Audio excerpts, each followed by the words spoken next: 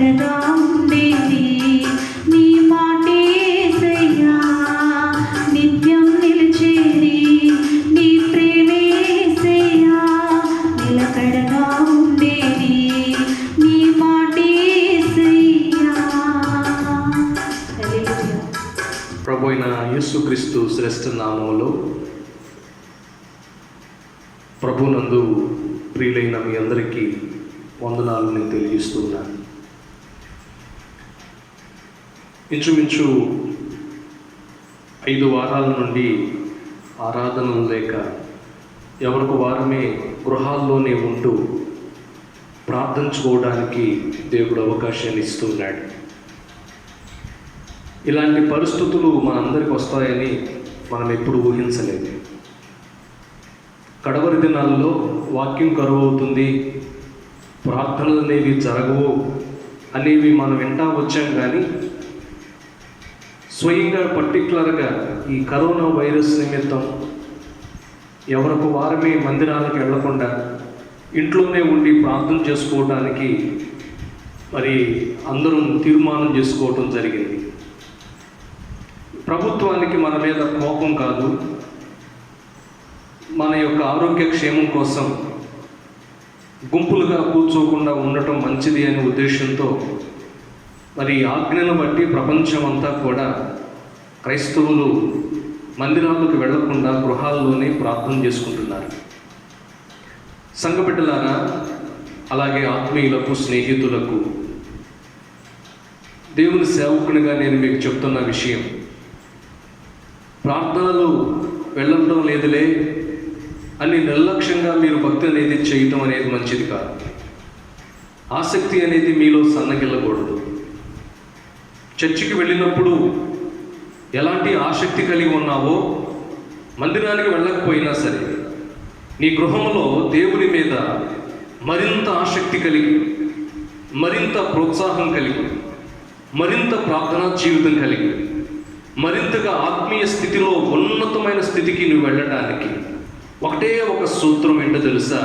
ఒంటరి ప్రార్థన, ఒంటరి బైబిల్ ధ్యానం నీ జీవితాన్ని యేసు మనస్సును తాకేటట్టు చేస్తుంది. ఈ లాక్డౌన్ మనల్ని మౌనంగా కూర్చోవటానికి కాదు, మన గుండెలను రగిలించుకోవటానికి, యేసయ్యతో మనకున్న సంబంధాన్ని మరింతగా బలపరుచుకోవటానికి ఒక అవకాశం దేవుడిచ్చాడని మనం నమ్మి ఆ అవకాశాన్ని మనం చేత్తో పట్టుకుందాం. వ్యర్థమైన వాటి వైపు చూస్తూ కాలక్షేపం చేస్తూ కాకుండా దేవునికి మీ కుటుంబం ఒక స్థానం ఇవ్వండి. ఒక రోజు, ఒక వారమో కాదు, ఈ లాక్డౌన్ పూర్తయ్యేంత వరకు మీరు ఒక క్రమశిక్షణతో కూడిన ఒక టైం టేబుల్ వేసుకోండి. ఈ ఉదయకాలం నుండి రాత్రి పడుకునే వరకు పలానా టైంలో పలానా విధంగా నేను దేవునితో కూర్చుంటాను, ప్రార్థనలో ఉంటాను అనేటువంటి ఒక టైం టేబుల్ మీరు మీ పిల్లలకు వేసుకున్నట్లయితే నిజంగా చర్చికి వెళ్ళి మనం 100 మంది కూర్చుని ఆరాధించేదానికంటే 100 మంది వారి గృహాల్లో కూర్చుని ప్రార్థన చేసినప్పుడు 100 చర్చెస్ అక్కడ ఎస్టాబ్లిష్ అవుతున్నాయి అనే విషయాన్ని మనం నమ్మాలి. దేవుని ఆత్మ ఇరిగి నలిగిన మనస్సు ఎక్కడ ఉంటుందో అక్కడ తప్పకుంటుంది. ఎక్కడ 2-3 కూడిన నామాన్ని సేవించెదరో నేను వారి మధ్యలో ఉంటానన్నాడు కదా ప్రభు.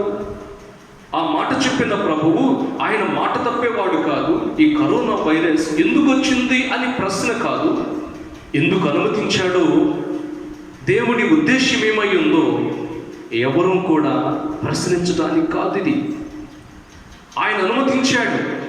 ఒక దేశానికి కాదు, లేక ఒక ఖండానికి కాదు, ప్రపంచంలో ఉన్న 7 ఖండాల ప్రజలు, ఏదో 1-2 10 సంఖ్యలో దేశాలు తప్ప మిగిలిన దేశాలన్నీ కూడా ఈ వైరస్కు లోనయ్యారు. ఇది దేవుడిచ్చినటువంటి ఒక పరీక్ష, లేక మన పాపమో, అంత్యకాలమందు అపాయకరమైన సంఘటనలు జరుగుతాయని దేవుడు చెప్పినట్లుగా ఇవి కూడా ఒక ఆనవాళ్ళు. ఇవన్నీ ఆలోచిస్తున్నప్పుడు దేవుని బిడ్డలారా, ఆ ఆనవాళ్ళని గుర్తించుకుని ఎవరికి వారమే ఆత్మీయంగా ఒక స్థిరమైన మనస్సు కలిగి, ఆత్మీయంగా ఒక బలమైనటువంటి ఒక యోధులుగా మీ గృహాల్లో మీరు ఉండి ప్రార్థన చేసుకోవాలని నేను తెలియజేస్తున్నాను. మీకోసం మేము ప్రార్థన చేస్తున్నాం. మరలా సంఘమంతా కూడా కలవాలని, చర్చిస్ అన్ని మరలా ప్రారంభించబడాలని, చర్చిస్లో మరలా స్తుతి ఆరాధనలు క్రమమైన రీతిలో జరగాలని ఒక దైవజనుడిగా నేను ఆశిస్తున్నాను, ప్రార్థిస్తూ ఉన్నాను. ఆ గడియ మనకు ఎప్పుడు వస్తుందని నేను కూడా ఎదురు చూస్తూ ఉన్నాను. దేవుడు ఎప్పటి వరకు ఈ విధంగా మన గృహాల్లో నుండి ప్రార్థన చేసుకోవటం దేవుడు ఎప్పటి వరకు పెడతాడో అప్పటి వరకు ఉందాం. ఉంటూ నేను చెప్పేది ఏంటంటే, మీరు ఇంటి దగ్గర కూర్చొని చర్చి లేదులే, అవసరం లేదని మీ సొంత పనులు చేసేసుకుంటూ ప్రార్థన మానేశారంటే, ఇంట్లో ప్రార్థన చేసుకోవటం మానేశారంటే దానికి మించిన అవివేకము ఇంకొకటి లేదు. చాలాసార్లు మన యొక్క పనులలో బిజీ అయిపోయి టీవీల ముందు ఇంకొక దాని ముందు కాలక్షేపం చేస్తూ కూర్చోవటం కాదు. దేవునికి ఇచ్చే సమయం దేవునికి ఇవ్వండి. మీ వ్యక్తిగత పనులను చేసుకునే టైంలో మీ వ్యక్తిగత పనులు చేసుకోండి. దేవుని బిడ్డలారా, దేవుని వాక్యం సెలవిస్తుంది, ప్రభు త్వరగా వచ్చుచున్నాడు. వచ్చుచున్నవాడు చెప్పిన వాడు ఇంకా ఆలస్యం చేయకవచ్చునని హెబ్రీ పత్రికలో దేవుని వాక్యం సెలవిస్తూ ఉన్నది. అలాగే ప్రకటన గ్రంథంలో దేవుడు సెలవిస్తున్నాడు, నేను మేఘారుడై వస్తున్నాను, వాని జీతము నేను తీసుకొస్తానికి నేను బయలుదేరి వస్తున్నానని ప్రభు చెప్తున్నాడు. మన క్రియలు మనం ఎవరమో మనకు దేవుని ఎదుట పరిచయం చేస్తాయి. మనల్ని మనం పరిచయం చేసుకోని అవసరం లేదు. మన క్రియలే దేవునికి మనం ఎవరమో పరిచయం చేస్తాయి. నీలో ఉన్న మంచి, నీలో ఉన్న సద్గుణం దేవుడు ఒక ఉన్నతమైన రీతిలో తీసుకువెళ్ళాలని దేవుడు ఆశిస్తూ ఉన్నాడు. కాబట్టి దేవుని వాక్యము సెలవిస్తున్నట్లుగా ఆయన మాటకు మనం లోబడి ఆయన విధేయులమై మనం ముందుకు వెళ్ళాలని దేవుని సేవకుడిగా సెలవిస్తున్నాను. యోనాను గమనించినట్లయితే బైబిల్ గ్రంథంలో యోనా గురించి మనం చూస్తాం. దేవుడు యోనాను, నినేవె పట్టణస్థుల యొక్క దోషము నా దృష్టికి ఘోరంగా ఉంది, యోనా నీవు నినేవె పట్టణానికి వెళ్ళి అక్కడ ఉన్నటువంటి ప్రజలకు నా గురించిన విషయాన్ని చెప్పి వారి పాపాలు ఒప్పుకునేటట్టుగా వారికి నా మాటలు చెప్పమని చెప్తే, యోనా దేవుడు వెళ్ళమన్న పట్టణానికి వెళ్లకుండా, యోనా దేవుని మాటకు లోపడకుండా, దేవుని చిత్తానికి అతడు విధేయత చూపకుండా తర్షీసు ఓడవెక్కి వెళ్ళటం, ఆ ఓడ ఎక్కగానే అతడు కొద్ది రోజులు ప్రయాణం చేసిన వెంటనే అక్కడ ఒక పెను తుఫాను రావటం, ఆ తరువాత యోనా మాట్లాడుతూ అన్నాడు, నన్ను ఎత్తి నడి సముద్రంలో పడవేస్తే ఈ తుఫాను ఆగుతుంది అన్నాడు.